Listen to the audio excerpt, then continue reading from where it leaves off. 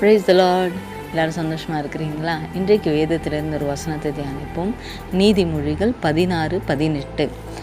அழிவுக்கு முன்னானது அகந்தை, விழுதலுக்கு முன்னானது மனமேட்டிமை.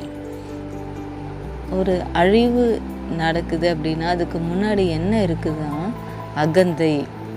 அதே மாதிரி ஒருத்தவங்க விழுறாங்க அப்படின்னா, ஒரு நபர் விழுறாங்க அப்படின்னா அதுக்கு முன்னாடி என்ன இருந்திருக்கா? மனமேட்டிமை. விழுறது அப்படின்னா நார்மலாக கீழே விழுறது அது கிடையாது, ஃபெயிலியரை தான் விழுகிறது அப்படின்னு சொல்கிறாங்க. பிரியமானவர்களே, இன்றைக்கும் நம்ம இப்போ நான் மெசேஜ் கொடுக்குறேன், அப்போ நீங்கள் கோவப்பட மாட்டீங்களா சிஸ்டர் அப்படின்னா, இல்லைங்க, கோபம் எல்லாருக்கும் வரதான் செய்யும். ஆனால் அந்த கோபம் எப்படிப்பட்டதாக மாறுதான்? ஒரு அழிவு உண்டாக்குற அளவுக்கு மாறுதான். அப்போது அந்த அழிவு உண்டாக்காதபடி நம்மளை பாதுகாத்து கொள்ள வேண்டியது இந்த காலகட்டத்தில் மிக மிக முக்கியமானது. அதனால் நாம் ஒவ்வொரு நாளும் ப்ராக்டிஸ் பண்ணுவோம். உடனே எடுத்ததும் நம்ம கோபப்படாத இருக்கணும் அப்படிலாம் இல்லைங்க. நம்ம கொஞ்சம் கொஞ்சமாக நம்ம ப்ராக்டிஸ் பண்ணி பார்ப்போம். நம்ம கோபப்படாது.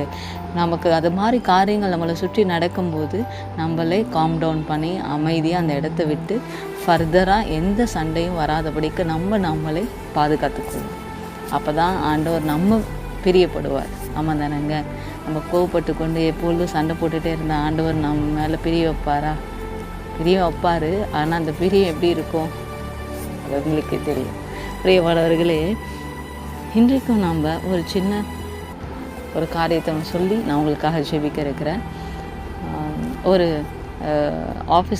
ஆஃபீஸில் ஒர்க் பண்ணுற ஒரு ஸ்டாஃப் ஒரு சமோசா சாப்பிட்றதுக்கு ஒரு ஸ்நாக்ஸ் கடைக்கு போனார். அப்போது அந்த சமோசா விற்கிறவரை பார்த்துட்டு அவர் சொன்னார், அப்போ புதுசாக ஒரு கடை ஓப்பன் பண்ணியிருந்தாங்க. 2 சமோசா எடுத்துகிட்டு வா அப்படின்னு சொன்னாங்க. உடனே இவர் ஐயா ஒரு 5 நிமிஷம் இருங்க ஐயா, நான் எவ்வளோ பெரிய ஆள், நீ என்ன 5 நிமிஷம் 10 நிமிஷம் இருன்ற, எடுத்துகிட்டு வருவியா இல்லையா அப்படின்னா, சரின்னு சொல்லி இவர் வேகமாக இருந்ததை எடுத்துகிட்டு போயிட்டு அவருக்கு ஃபஸ்ட்டு கொடுத்துட்டாராம். நாட்கள் சென்று கொண்டே இருந்துச்சா. டெய்லி இவர் போவாராம், இவர் பார்த்து கொண்டு தான் இருப்பாராம். இதே மாதிரி நாட்கள் போக போக ஒரு 5 வருடங்கள் கடந்து போயிட்டுருச்சு. அப்போ ஒரு நாள் இவர் அவர் ஃப்ரெண்ட்ஸ் எல்லாம் கூட்டிகிட்டு போயிட்டு அந்த கேரக்டர் சேஞ்ச் ஆகவே இல்லை. அவர்கிட்ட போயிட்டு, உன்னதான் எடுத்துகிட்டு வரியா ஒரு 10 சமோசா அப்படின்னாராம். உடனே அவர், ஐயா என் கீழே வேலை செய்கிறவர் எடுத்துகிட்டு வருவார், கொஞ்சம் வெயிட் பண்ணுங்க அப்படின்னார். உடனே அவர், நீங்கள் எடுத்துகிட்டு வர மாட்டிங்களா, உங்களுக்கு ஒரு ஆள் வேறையா அப்படின்னு சொல்லி கேட்டாராம். உடனே அவர், இல்லையா நான் இங்கே வேலையாக இருக்கேன் அதனால தான் அப்படின்னு. உடனே நீ எத்தனை வருஷம் ஆனாலும் இப்படியே தான்டா இருக்கணும், என்னை பாரு நான் மேனேஜர் ஆகிட்டேன் அப்படின்னு சொன்னாராம். அதுக்கு அவர் கூப்பிட்டு, ஐயா ஒரு நிமிஷம் இங்கே வரீங்களான்னு சொல்லி கூப்பிட்டு அவர்கிட்ட சொன்னாராம், நீங்கள் ஜாயின் பண்ணும்போது ஒரு 15,000 10,000 சம்பளம் வாங்கியிருப்பீங்களா ஐயா? ஆமாம். இப்போ எவ்வளோ ஐயா வாங்குறீங்க? இப்போ என் சம்பளம் 1 லட்சம் தெரியுமா அப்படின்னாரு. அப்படியா ஐயா, நீ என்ன பண்ணுற?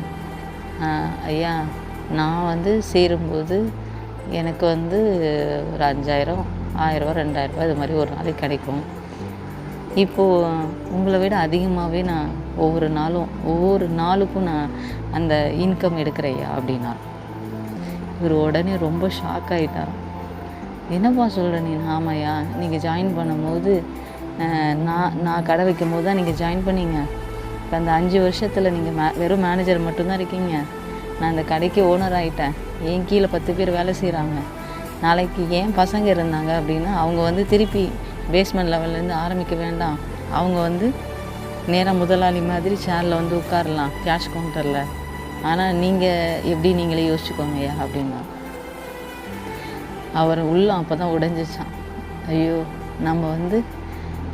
நம்ம தான் ரொம்ப நல்ல பொசிஷனில் இருக்குன்னு நினச்சிட்டு மற்றவங்களெல்லாம் கேவலமாக பார்த்தோமே.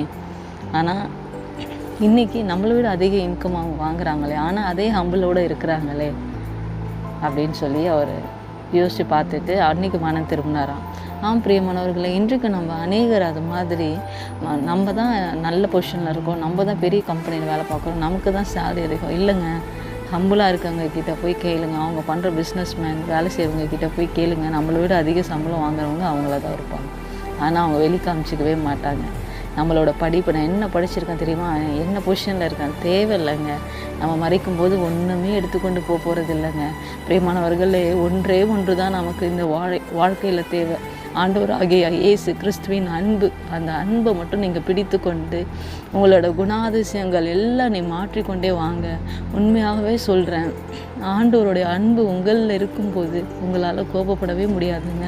ஆண்டவருடைய அன்பு உங்களில் இருக்கும்போது உங்களால் பாவம் செய்யவே முடியாதுங்க.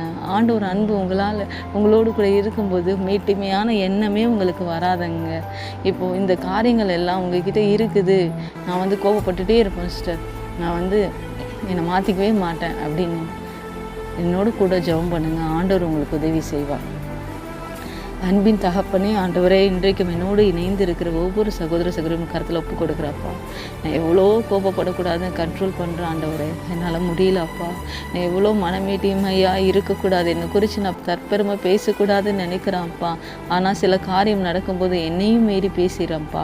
அப்படி நான் பேசியிருந்தா இன்றைக்கு என்னை மன்னிங்கப்பா, இன்றைக்கு என்னை மன்னிங்கப்பா ஆண்டவரே. அதே போல் என்னோடு இணைந்திருக்க ஒவ்வொரு சகோதர சகோதரிகளையும் அப்பா, அவர்களும் அப்பா மன்னிங்கப்பா, மன்னிங்க ஆண்டவரே. அப்பா, கோபப்பட்டுட்டேன், இந்த நபரோடு கோபப்பட்டுட்டேன், மன்னிங்க அப்பா ஆண்டவரே.